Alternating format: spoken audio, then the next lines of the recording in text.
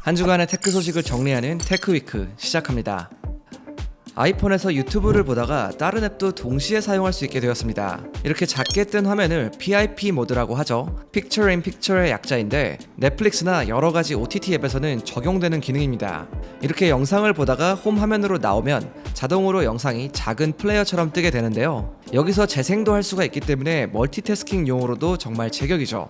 유튜브에서도 이 기능을 베타처럼 열어줬었는데 얼마 전 구글은 iOS 15 이상의 아이폰과 아이패드에서 PIP 모드를 사용할 수 있게 되었다고 공식 발표했습니다. 현재 우리나라에서는 유튜브 프리미엄을 사용하시는 분들은 이 모드가 적용이 되었고요. 프리미엄을 사용하지 않는 분들은 이 PIP 모드가 적용되지 않습니다. 추후에 바꿔줄지는 잘 모르겠는데 제가 찾아보니까 미국에서는 프리미엄 구독에 상관없이 모든 사용자들에게 이 PIP 모드가 적용된다고 합니다. 이 PIP 모드를 여러 가지로 좀 사용을 해봤는데요. 영상을 재생했을 때 홈화면으로 나가면 이 모드가 실행이 되고요. 이 상태에서 다른 앱들을 동시에 사용할 수가 있습니다. 반대로 영상을 재생하지 않았다면 이 모드는 실행되지 않고요.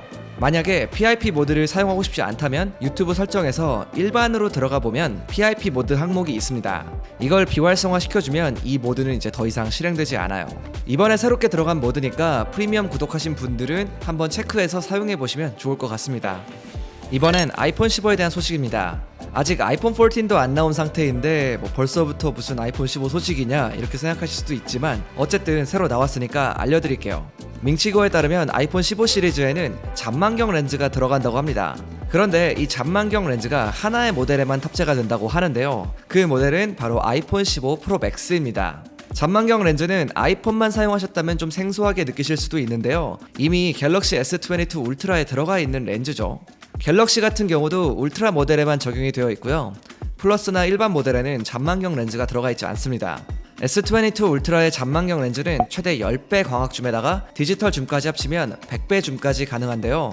저도 사용을 좀 해봤는데 줌 기능은 아주 좋긴 하지만 사실 100배 줌까지 필요하지는 않았어요. 그만큼 확대할 일은 별로 없더라고요. 아무튼 밍치원은 아이폰 15 프로 맥스에 최대 6배 광학줌이 되는 12메가픽셀 화소 렌즈가 들어갈 거라고 전했는데요. 여기에는 센서 시프트 기능도 들어간다고 합니다. 현재 아이폰 13 프로 모델들에는 3배 광학줌을 지원하는데 이것보다 2배 정도 업그레이드가 되는 셈이죠. 이 잔망경 렌즈는 아이폰 16에서는 프로 라인업 모두 다 적용된다고 하는데요. 앞으로의 아이폰은 일반 모델과 프로 모델의 차이점이 더욱더 명확해질 전망이라고 합니다. 올해 나오는 아이폰 14 같은 경우도 카메라, 전면 펀치홀, 그리고 칩셋에서 프로 라인업과 일반 라인업이 차이가 많이 난다고 알려져 있습니다. 아이폰 14의 카메라 같은 경우는 48메가픽셀 광학 렌즈가 탑재된다고 하죠. 그리고 8K 영상 촬영도 지원될 거라고 하는데 업그레이드된 렌즈와 8K 촬영은 프로 라인업에서만 가능할 것으로 예상되고 있습니다. 이런 식으로 추후에 나오는 아이폰들에는 이런 급 차이들이 조금 더 심해질 거다, 이렇게 생각을 하시면 될 것 같습니다. 여러분들은 조니 아이브라는 사람을 아시나요?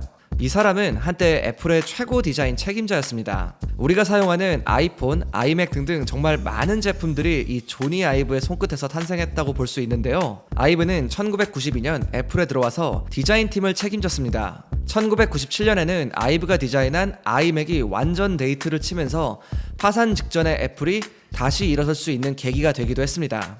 그만큼 애플에 있어서는 정말 중요한 인물이라고 볼 수가 있겠죠. 많은 사람들이 사용하는 애플워치도 조니 아이브가 개발한 제품이라고 하고요. 이렇게 승승장구하던 아이브는 2019년 애플을 떠났습니다. 애플을 나와서 자신만의 회사를 만들었는데요. 애플을 떠난 이유는 현재 애플 CEO인 팀 쿡이 디자인 혁신보다는 경영에만 집중했기 때문이라고 합니다. 여기에 환멸감을 느낀 아이브는 애플을 그만두고 애플 소속이 아닌 컨설팅 계약 형태로 애플 제품의 디자인을 맡고 있었습니다.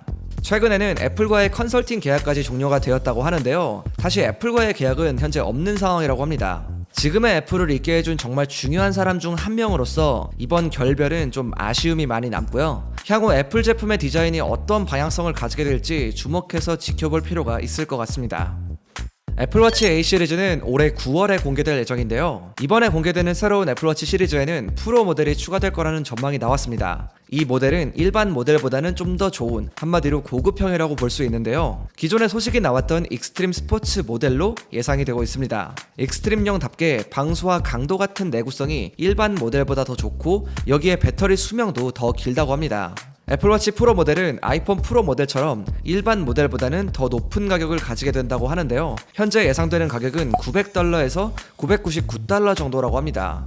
하나로는 120만원에서 130만원 사이 정도 되는 금액이죠. 근데 이 정도 가격이면 아이폰 13 프로 가격과 비슷한 정도인데 이렇게 가격이 높으면 수요가 그렇게 높지는 않을 거라는 그런 전망들도 있습니다. 제가 지금 말씀드린 이 애플워치는 이전에는 익스트림이나 맥스 또는 익스플로러 에디션으로 불릴 수 있다는 소식들이 많았었는데요. 현재 아이폰이나 아이패드, 에어팟에 프로라는 이름을 붙인 걸 생각했을 때 애플워치 프로라는 이름을 갖게 될 가능성이 더 높다고 합니다. 삼성전자에서도 다음 달 언팩 행사를 개최할 예정인데요. 여기에서 갤럭시 워치 5 시리즈를 공개한다고 합니다. 이번에 라인업의 이름이 바뀌게 된다고 하는데요. 원래 고급형에는 클래식이라는 이름이 붙었었죠. 그런데 이번에는 프로로 이름을 바꾼다고 합니다. 프로로 이름을 바꾸게 되면서 가격 또한 올라갈 가능성이 있는데요. 현재 예상되는 가격은 490유로 정도로 한화로는 약 64만원 정도입니다. 이건 유럽 예상 가격이고요. 국내에서 이와 같은 가격으로 나올지는 제가 잘 모르겠지만 한 20만원 정도의 가격 인상이 전망되고 있습니다. 애플과 삼성이 프로 라인업으로 고급형 스마트워치 라인업을 구성하려고 하는데 스마트워치에 대한 수요가 커지면서 그만큼 프리미엄 제품에 대한 수요도 증가했기 때문으로 보이고요. 갤럭시 워치 5가 먼저 나오긴 하겠지만 애플워치 프로 모델 역시 굉장히 기대가 됩니다. 마지막 소식입니다. 얼마 전 드디어 삼성의 언팩 공식 초대장이 공개가 되었습니다. 초대장을 보면 우리가 예상했던 것처럼 8월 10일에 예정되어 있는 모습이고요. 지난번 행사들과 동일하게 8월 첫째 주 수요일입니다. 이번 행사에서는 갤럭시 Z 플립 4, Z 폴드 4, 그리고 새로운 갤럭시 워치 5와 워치 5 프로까지 선보일 예정입니다. 초대장 이미지를 보면 Z 플립을 옆으로 세워둔 듯한 그런 모습으로 보이죠. 자세하게는 안 보이지만 언뜻 봐도 기존보다는 조금 더 각져 있다는 느낌이 듭니다. 거기에 퍼플 색상으로 나와 있는 걸로 보아 이번 메인 컬러가 퍼플일 가능성도 있겠죠. 한편 9in1 모바일에서는 좀 더 자세한 이미지도 공개를 했는데요. 렌더링을 살펴보면 마치 아이폰과 같은 느낌으로 각진 옆면이 보이시죠? 전작의 경우 이 측면 프레임이 좀 더 둥근 형태였는데 이번 렌더링을 통해 각진 모습으로 변경이 예상됩니다. 그리고 전작에서는 무광 마감을 했었는데요. 이번 Z 플립 4는 유광으로 마감이 된 것으로 보이고요. 측면 프레임의 경우 유광이긴 하지만 아이폰 프로 모델에 적용되는 스테인리스 스틸은 아닐 것으로 짐작됩니다. 기존처럼 알루미늄을 사용한 것으로 보이고요. 옆면 버튼들도 자세히 보면 기존과 동일한 레이아웃으로 나왔죠. 지문 인식과 통합된 전원 버튼이 보이고 볼륨 버튼이 보이는데요. 전원 버튼의 사이즈가 살짝 커진 것으로 보입니다. 카툭띠도 살짝 보이는데 조금은 더 커진 것으로 보이긴 해요. 그런데 이 이미지만으로 아주 자세한 구분은 조금 어려워 보이고요. 이제 공개까지 3주도 남지 않았는데 소식이 업데이트되면 다시 한번 또 전달해 드리도록 하겠습니다. 오늘은 이렇게 한 주간의 테크 소식을 정리해봤고요.